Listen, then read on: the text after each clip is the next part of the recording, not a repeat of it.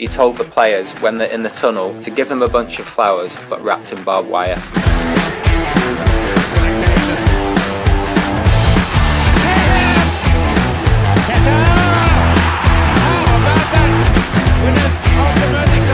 I go back into the dressing room after the game. All the players are there singing Sadhguru, Sadhguru, Sadhguru.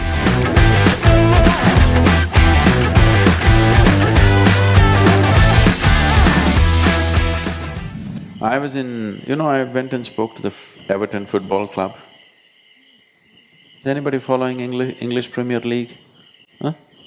So that's the best leagues in the world, English Premier League, highest quality. The best players play there.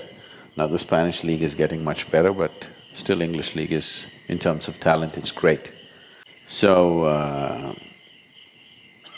the last time when I was in Birmingham, a young man attended the program, not the program, just a talk, an evening talk. So I didn't know anything about Sadhguru, I'd never heard of him until the day before.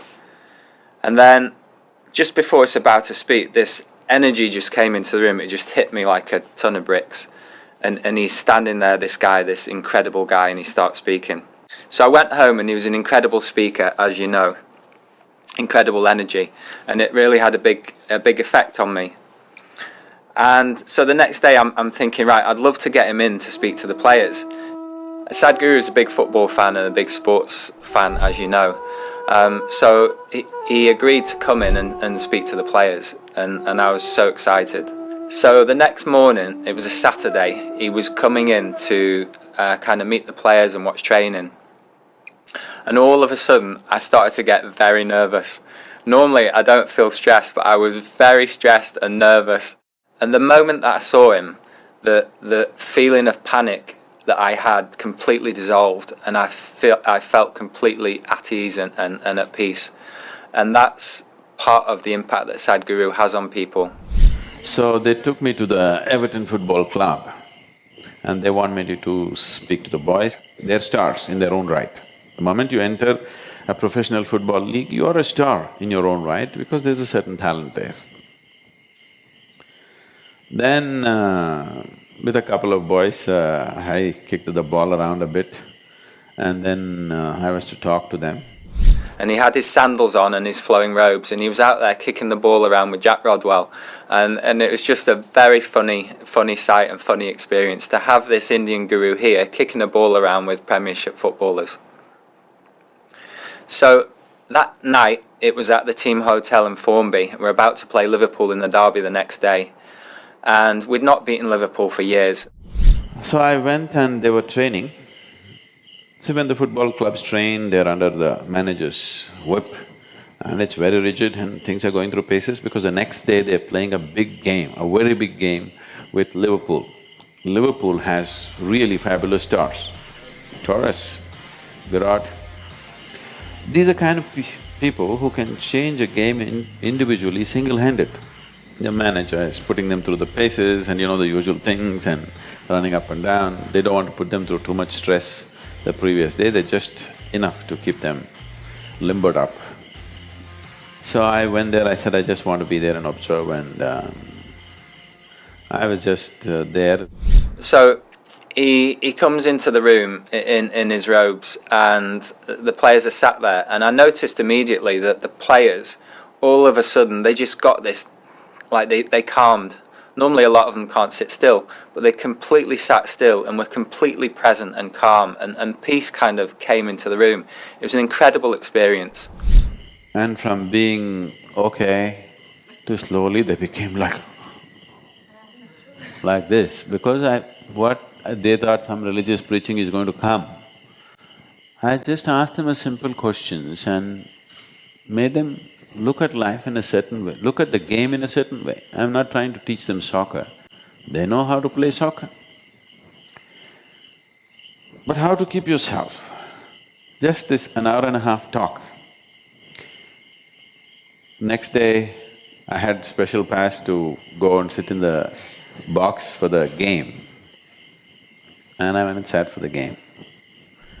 And one thing I remember is he told the players when they're in the tunnel and regarding the opposition is to give them a bunch of flowers but wrapped in barbed wire. And I won't go into what he meant by that, but it always stuck with me, and I know it stuck with the players as well. This, one of their stars is Tim Carey. Tim Carey is from Australia, and I saw this boy was just sitting there like this. I said, today when you enter the field, say nice things to the Liverpool players.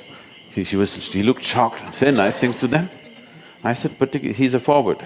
So I said, particularly go to the goalkeeper and say nice things to him. He looked like this, I said, yes, you do this and see. And I said, find out something about the goalkeeper's life. They said he had a daughter 3 months ago. I said, go and ask how his little daughter is doing. Just do it. And if he thinks it's a friendly, in his mind, for a moment if he becomes friendly with you and slackens down for a moment of slackness is what you need.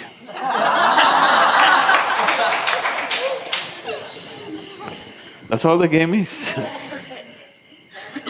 And the first goal he scored.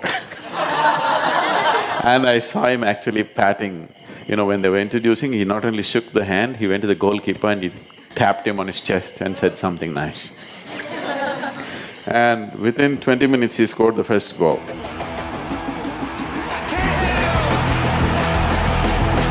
They scored one more. And they dominated the whole game right through, which was a huge surprise, headlines in all the newspapers next day, they won 2-0. I go back into the dressing room after the game, all the players are there singing Sadhguru, Sadhguru, Sadhguru. And it was one of the best days of my life. And that evening on Match of the Day was just starting and it was just panning around, and it comes on to Sadhguru because he had the Everton shirt on that Jags had given him. And the commentator goes, here's an interesting gentleman. It is just that constantly Liverpool means you're overpowered, overwhelmed by the reputation of the big players there. Nobody's reputation is going to win any game or any situation anywhere. How you conduct this situation is how it's going to work. I have a great reputation, but tomorrow you can make a fool of yourself, isn't it, if you don't conduct it properly? So reputations are to be respected when you walk on the street, never to be respected or even considered when you're actually in the situation or the game. So the impact that Sadhguru had on the players was huge, and he gave them meditation techniques like Isha Kriya, and I know that several of them still do it today, and several of them still follow Sadhguru, his talks, and he's a huge inspiration. And hopefully when this pandemic ends, that we'll be able to get him back in here and he can help a new generation of footballers